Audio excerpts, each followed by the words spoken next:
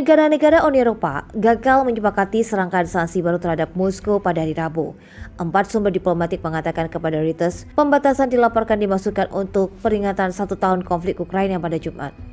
Salah satu sumber anonim menjelaskan ada beberapa masalah yang beredar termasuk karet dan kewajiban pelaporan aset Rusia di Eropa. Lebih banyak pembicaraan di antara perwakilan negara-negara anggota UE dijadwalkan pada Kamis sore.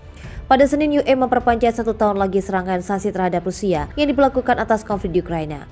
Presiden Dewan Eropa Charles Michel mengakui sebelumnya bahwa perdebatan tentang hukuman baru yang menargetkan Rusia telah menjadi lebih menantang karena blok tersebut telah melakukan hampir setiap kemungkinan sanksi besar terhadap negara tersebut dan tidak banyak hal yang tersisa untuk dilakukan. Usulan paket ke-10 sanksi UE terhadap Rusia dilaporkan akan menilai 11,7 miliar dolar dan fokus pada penghentian penjualan barang-barang teknologi tinggi yang dapat digunakan dalam sistem perbatasan.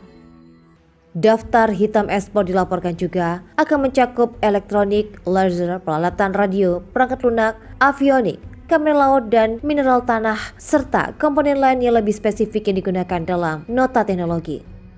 Brussel sejauh ini telah mengadopsi 9 paket sanksi terhadap Rusia yang menargetkan berbagai sektor ekonomi serta pengusaha, politisi, dan jurnalis.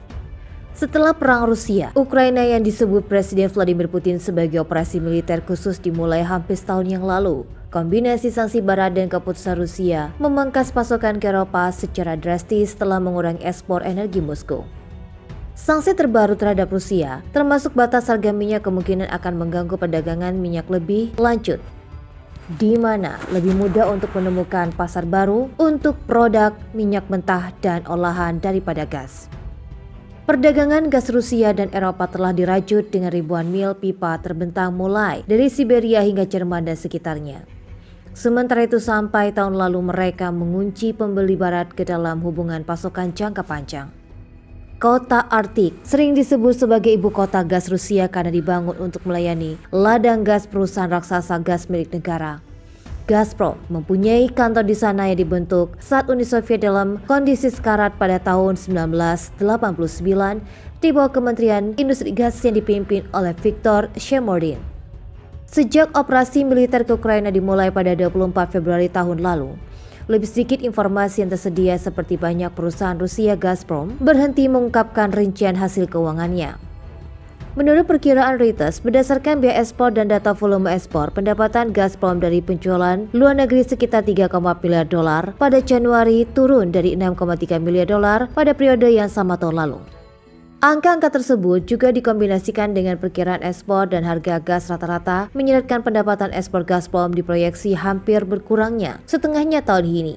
Hal itu memperlebar defisit anggaran 25 miliar dolar yang diposting Rusia pada Januari. Sebelumnya ekspor gas alam perusahaan tahun lalu hampir setengahnya mencapai titik terendah pasca Soviet dan tren penurunan terus berlanjut tahun ini. Presiden Komisi Eropa Ursula von der Leyen memperkirakan Rusia telah memotong 80% pasokan gas ke Uni Eropa dalam 8 bulan setelah konflik dimulainya di Ukraina. Akibatnya Rusia akan memasok sekitar 7,5% dari kebutuhan gas Eropa Barat pada akhir tahun lalu, dibandingkan dengan sekitar 40% pada tahun 2021 sebelum konflik. Rusia optimis untuk menjual lebih banyak ke Eropa. Kepala Unit Eropa Gazprom Elena Bermistova mengatakan dalam sebuah acara industri di Wina pada tahun 2019 bahwa rekor ekspor tertinggi perusahaan di luar Uni Soviet lebih dari 200 miliar meter kubik yang dicapai pada tahun 2018 adalah kenyataan baru. Sementara tahun lalu totalnya hanya di atas 100 miliar per meter kubik. Di samping itu, kapasitas pengangkutan Rusia mengalami kerusakan tahun lalu setelah ledakan misterius di Laut Baltik di pipa Nord Stream dan Rusia ke Jerman, membuat Rusia dan Barat saling menyalahkan atas ledakan itu.